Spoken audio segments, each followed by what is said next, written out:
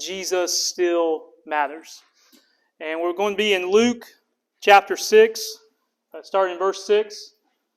It's about when Jesus heals the man with the withered hand. See, Jesus matters today. Jesus mattered then, and the things that He could do then, He can do again. Now, I can tell you that there are many in this world who are skeptics. Many in this world that they look at this book as if it's a fairy tale, as if Jesus was not a historical person, that He never did the things that He did. In fact, the testimony of a man by the name of J. Warner Wallace. He's America's foremost known cold case detective. His wife started to get interested in Christianity. Now, as a cold case detective, what's interesting about him is that he would be set on some of the hardest cases in America where they had not found a body of someone who may have been murdered. He had been put on cases where there's really no documentation. And so if there's anyone who is capable of investigating the resurrection, where they say there's no body in the tomb, where's all the evidence? It was this man, J. Warner Wallace. And so he's invited by a friend of his to go to church. His wife had been pleading with him for 3 years. Let's go. And for as long as he can put it off, he did. Because he said, we just moved. I'm getting used to my new workplace. 3 years he put it off. But then he went on this one Sunday. And so what do miracles look like today? Well, J. Warner Wallace is sitting in church with his wife and his friends, and he hears the pastor say this, that Jesus Christ, and this is just interesting what you were saying about intelligence, mine or yours, Jesus Christ is the smartest man who has ever lived. Jesus Christ is the wisest man who has ever lived. Jesus Christ is the most compassionate man who has ever lived.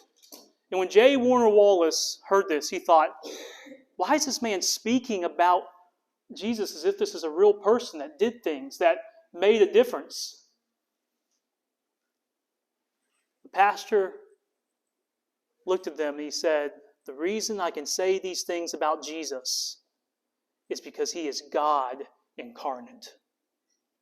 God walked upon this earth in the flesh. If God is who He says He is the smartest who has ever lived. He is the wisest who has ever lived. He is the most compassionate who has ever lived.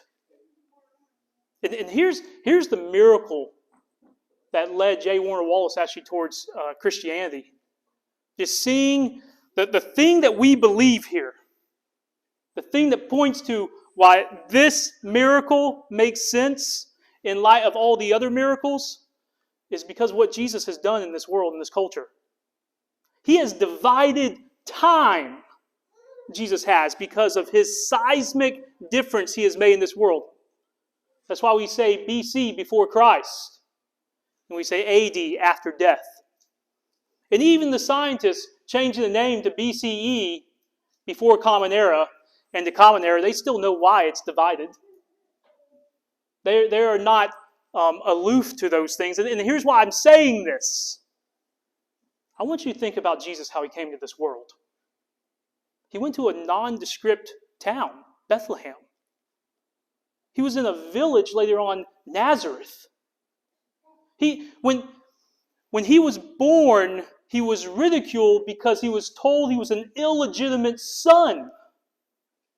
Because of Joseph and Mary was pregnant while they were betrothed. And even during that time, if you think about anyone who could have catapulted the ministry, Jesus didn't have social media. Jesus didn't have a web page. Jesus didn't have any kind of form of internet to make these go in like we have in the 21st century. But even in the first century, Jesus did not have any kind of political leadership. He was not a ruler over a nation. He did not have an army at His helm. Jesus' own half-brothers criticized Him. In fact, James, the book of James, that's Jesus' half-brother. He, at one point, after Jesus was finally resurrected and displayed himself to James, he called him my Lord. Guys, you don't call your brother Lord unless he really is, especially when he's your sibling. And then with Jesus, this is the same man that they didn't have enough money to bury him, his followers. It took Joseph of Arimathea to do that. There is no reason that this man would do what he has done with culture, with splitting time itself, with thousands of years of Jesus being held up as the pinnacle of one who calls us to sacrifice, to die to self. None of those things should make you want to follow someone. Die to self? But Jesus, when he speaks as the God-man.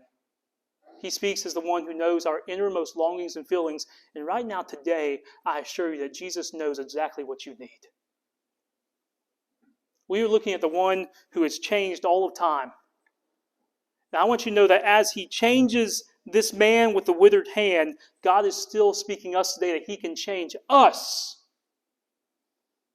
That he can make what is decrepit, that he can make what seems ruined, and he can bring something that is thriving and flourishing and is whole. Jesus can do it then. He can do it again. Go with me to verse 6. There in chapter 6. On another Sabbath, he entered the synagogue, being Jesus, and was teaching. And a man was there whose right hand was withered. Now take note of this. The Bible is being very specific here. This man's right hand is withered. In this culture, in those days, the strength, the things you would do, was generally done with whether it was eating, whether it was congregating with people in relationships. If you shook a hand, if you were to eat food with other people, it was done with the right hand because that was the clean hand. I want you to feel the weight of this for this man. In this culture, for him to have a withered hand and to be specifically his right hand means there is functions that he could not go to. There was places that he was left out. That because of what had been withered away, he could never feel whole again around people. He could never function in society in a form that he felt accepted. I want you to know right now that Jesus is about to display something that we all need in our lives in this very moment.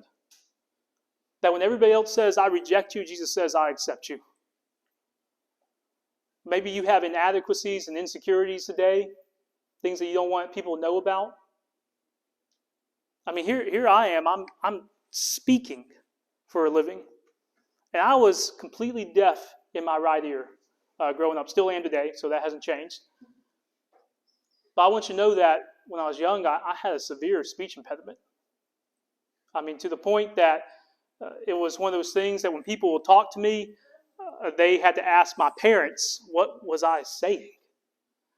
And in middle school, I had speech therapy, but even before that, in elementary school, I can remember writing a book called If I Had $1 Million. And it was in Wauchula Elementary School. They put it on Wildcat News, right? I had to commercialize my book, If I Had $1 Million. And so I get on this TV, I'm sitting with my classmates, and they show me on the television screen. I remember hearing myself, and it was awful. It was absolutely terrible. And I thought in my head, Lord, just take me now. You know, I mean, I couldn't believe that was what I sounded like. And so I can remember going through middle school, and everybody knows at middle school, if there's any kind of insecurity you have, it gets laid out on the table for everyone. And I get to 9th grade, and I'm in a class with a gentleman by the name of Mr. Cruz, and I have to do a presentation. Well, I have presentation shock. You know, I can't stand it. I get one of those things where I start having twitches. But this moment changed my life, which I believe was a miracle of God. See, I had done all through middle school speech therapy. My voice had just dropped, really. So if y'all think it's, a tenor or higher right now, you wouldn't believe what it was when I was younger. I was squeaking everywhere I went. But here I am, ninth grade. I've gone through speech therapy, voice dropped. I was not looking forward to this presentation. I can't remember what it was on. All I can tell you is that a classmate came up to me afterwards and said, he was my peer. He said, Josh, that was actually really good, man. I can't tell you that one moment of encouragement what it did for me. But it was a miracle of God that not only did God change my voice to make it so that I could speak and enunciate and have understanding and have clarity, but He also used someone else in my life who came along. If you don't feel like anybody's coming along in your life, maybe God's knocked you on your back right now, so all you can do is look up. Because He's asking you to look to Him today. The only reason that I was able to have that in my life is because of the grace and goodness of Jesus Christ. That's the difference between Christianity and all the religions, too. We couldn't work ourselves to that point. We can't work ourselves to heaven. It's only by the grace of Jesus Christ. So that no one can boast. We don't get to say, look at me, look at me. It's always been, look at Jesus. And so in this moment, the man with the withered hand, the right hand, that he has nothing in society. Watch this. Verse 7, and the scribes and the Pharisees, they're watching. They watched Him to see whether He would heal on the Sabbath, so they might find a reason to accuse Him. They're lying in wait, and Jesus knows that they want to find something to make it so that His ministry can go off track. My friends, what Jesus has started, no person can stop. What Jesus has started in your life, I'm telling you, no person can stop. Let Him work in your life. Surrender to the one that it only makes sense to surrender to. Nobody else does it make sense for the man with the withered hand to come up to. But you want to know why the man with the withered hand was able to come up to him? Look at these words. And Jesus says these words in the face of all opposition, in the face of all the philosophies of the world, and He says this to you today in face of all opposition, all philosophies of the world. Hear this. But He knew their thoughts. And He said to the man with the withered hand, this is some of the most amazing words in the Bible. Come and stand here. He knew what all these Pharisees were thinking. He knew how they wanted to catch Him in the act. And Jesus was saying, I'm going to heal you today. Come and stand here. If you know Jesus Christ, one day, one of the greatest words you ever hear is when Jesus sees you face to face. And our faith is finally made sight. And Jesus will say, come and stand here. Well done, my good and faithful servant. You've been faithful with a few things. Now I will make you ruler over many things. Come into the joy. You hear that? We're not going towards this paradise. We're going to a place where God says, I am making everything new. It's not like the Muslim world, how they believe paradise and what they think is fulfilling their every whim and need. No, Jesus is saying, I'm making everything different and more. So when He says, come to the joy of your master, you're getting something so much more. Because He knows what you really need. And this day, He knew what the man with the withered hand really needed. He says, come and stand here. Jesus is saying to you and I, will you come and stand before me? The safest place in all the earth, the freest man in all the earth, is the one who has become a slave to a perfect master.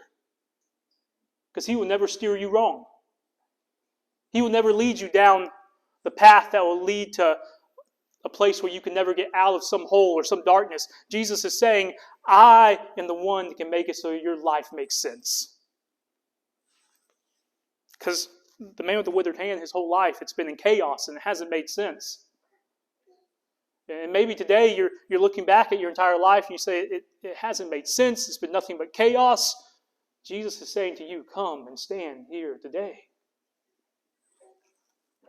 And he rose and stood there.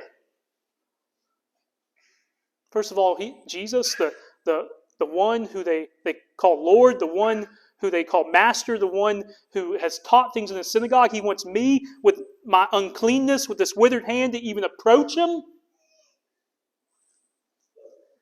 And Jesus said to them, I ask you, he's speaking to the Pharisee, is it lawful on the Sabbath to do good or to do harm, to save life or to destroy it?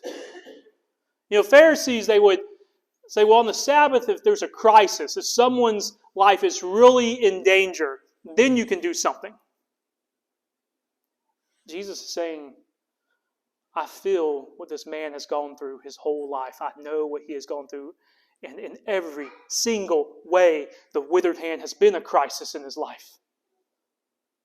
The withered hand has caused nothing but strife and chaos. And maybe for some of you today, that's sin in your life.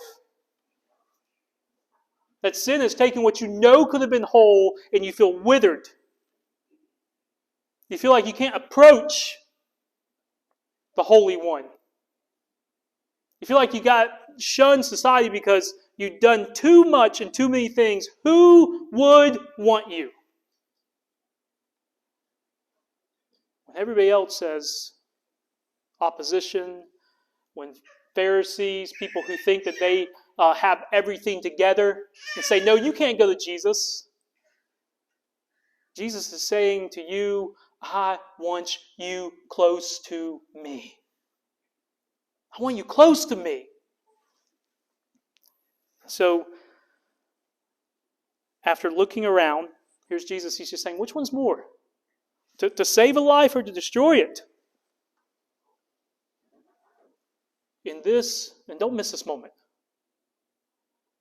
It was like me when my peer came up to me and said, Josh, that was an incredible presentation you did. That was something, that was good. It changed the trajectory in my life. It's amazing. I don't even remember which peer it was, which friend it was. All I know is that somebody said something to me that day. And something was done for this man with the withered hand that day that changes the whole trajectory of his life. And if you look at this, Jesus is looking around, he sees all them, and then he looks at the man with the withered hand. I mean, you can just feel his gaze looking at the one. This man's approached him. He's trusting him. And Jesus engages this man to the point that he looks at him. And he says, stretch out your hand.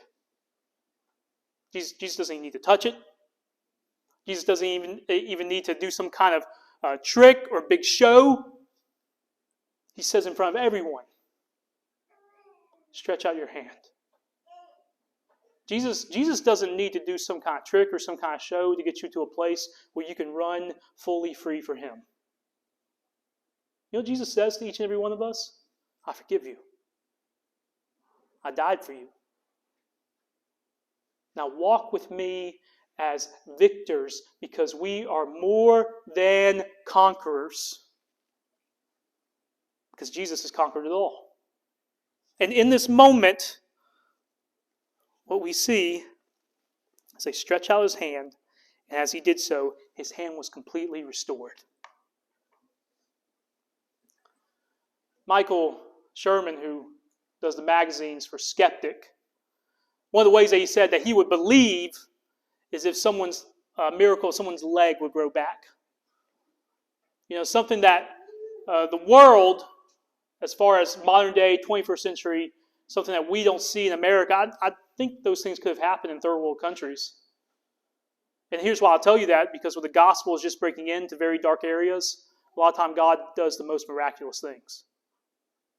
I mean, I saw things in Uganda, people being restored, people being healed that should have died. Praying over people in the name of Jesus and seeing him work wonders. Not because of any might or power in my words, but because the word of Jesus himself, what he has revealed to us through his written word.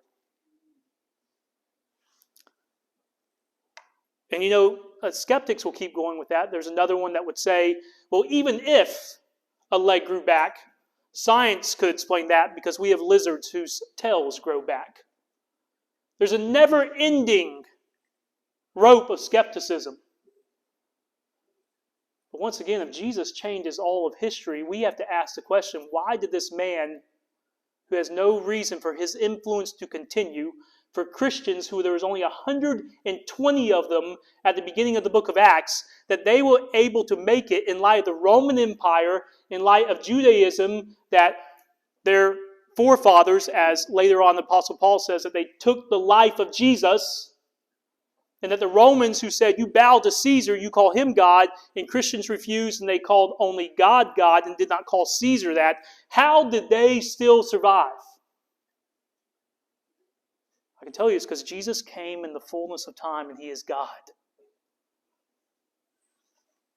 And so here in verse 11, but they were filled with fury and discussed with one another what they might do with Jesus. Isn't that a question for all of us today? What might we do with Jesus? I think that's the question of our times. Because our culture, they like to say, well, Jesus was a good philosopher. Jesus was wise. Jesus helped out. Jesus did a lot of things. They call every single thing about Jesus except the one thing that Jesus called himself, the Son of God. They can't say that Jesus was a nice person and a good person if he's a liar. Because if Jesus claims to be the Son of God and you say he's not, then that means that you're saying that Jesus actually must be a liar. Jesus is either Lord, he's either a lunatic, or he is a liar. If he's a liar, then there's a lot of people that died for a lie. And I'll tell you that the apostles, the only one that survived till he died of old age was the Apostle John. The Apostle John, he was made to drink from a chalice of poison, tradition tells us, and he still survived. We were told that the Apostle John, that they had to exile him to the island of Patmos because they couldn't kill him. And then you have others, like Matthew. We know that Matthew in India was killed with a spear, stabbed, impaled, sharing the gospel. Peter was crucified on an upside-down X-shaped cross because he said he was not worthy to die like his Lord and Savior. We have Bartholomew, who was dragged behind chariots. Time and time again we see, why did these people die for something that wasn't true? You say, Josh, in Islam they die, they have jihad. The difference between jihad and Islam and Christianity is that we actually have eyewitnesses to the things that Jesus did, to the things that Jesus said, to the miracles that he performed. And Muhammad was in some cave saying that he received something from an angel. We have no eyewitness documents of those things. Nothing. It was made up by him and his wife at the time, who, by the way, after she died, Muhammad married a 7-year-old named Aisha. That's the type of person that leads that faith. And so I'll tell you this, that when we look at Christianity, is he Lord, liar, or lunatic? If he was a lunatic, how can he say the things that he said? The things that we know make sense, that when you are weak, then you are strong. When you die, you shall have life. Things that are profound that the culture and the world never even thought of before he came. I'll tell you that just like the Pharisees, when they had to ask who this Jesus is, how do we deal with him? He must be Lord. Will you come and stand with him today? because He has stood for you all time. When He went to the cross and He resurrected and He ascended at the right hand of the Father. One day when you stand before God, if you know Him, and God says, why should I let you in? It won't be because of your righteousness. It will be because God's righteousness. And He will stand and say, because I died for that one, and my righteousness covers him, so they are not guilty. You're not guilty if you know Him, because He has taken on all your guilt and all the wrath. We are more than conquerors. Let's pray.